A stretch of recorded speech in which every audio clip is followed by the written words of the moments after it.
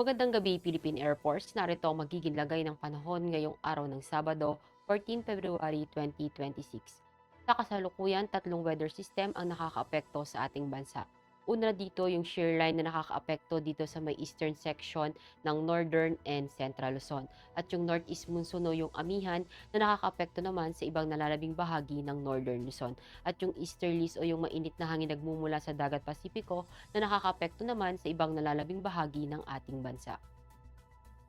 Dahil nga sa shear line, asahan natin dito sa Metro Manila, sa Central Luzon, sa mainland ng Cagayan, sa Isabela, sa Quirino, sa Nueva Vizcaya, sa Benguet, sa Ifugao, sa Pangasinan, sa La Union, sa Laguna, sa Rizal at Quezon yung maulap na kalangitan, may mga kalat-kalat na pag-ulan, pagkulog at pagkidlat. At dahil naman sa northeast monsoon o yung amihan, asahan naman natin sa ibang nalalabing bahagi ng Ilocos Region, gayon na rin ang ibang nalalabing bahagi ng Cordillera State Region, at ibang nalalabing bahagi ng Cagayan Valley yung bahagyang maulap hanggang maulap na kalangitan na may mga pulo-pulong mahinang pag-ulan.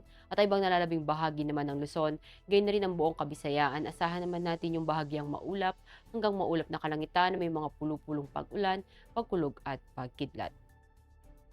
At dahil nga sa easterlies, asahan natin dito sa Dinagat Island, sa Surigao del Norte, Surigao del Sur at Basilan, Sulu, maging sa Tawi-Tawi yung maulap na kalangitan na may mga kalat-kalat na pag-ulan, pagkulog at pagkitlat. At nalalabing bahagi naman ng Mindanao, asahan natin ang bahagyang maulap hanggang maulap na kalangitan na may mga pulupulong pag-ulan, pagkulog at pagkidlat.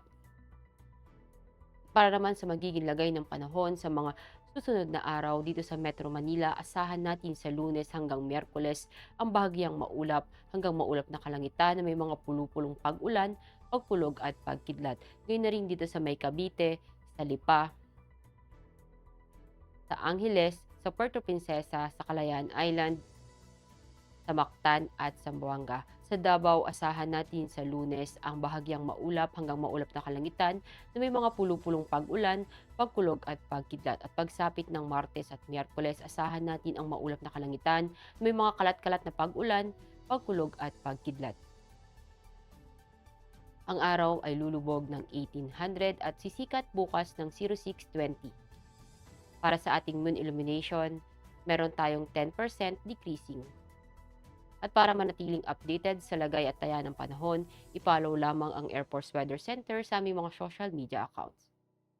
At yan lamang po ang latest update natin sa weather sa ngalan ng aming commanding officer na si Colonel Alvin Jan Q. Gador POP GSC. Ako si Staff Sergeant Ashley F. de Mocolangan, Philippine Air Force, weather broadcaster ng Air Force Weather Center. Muli, magandang gabi, Philippine Air Force.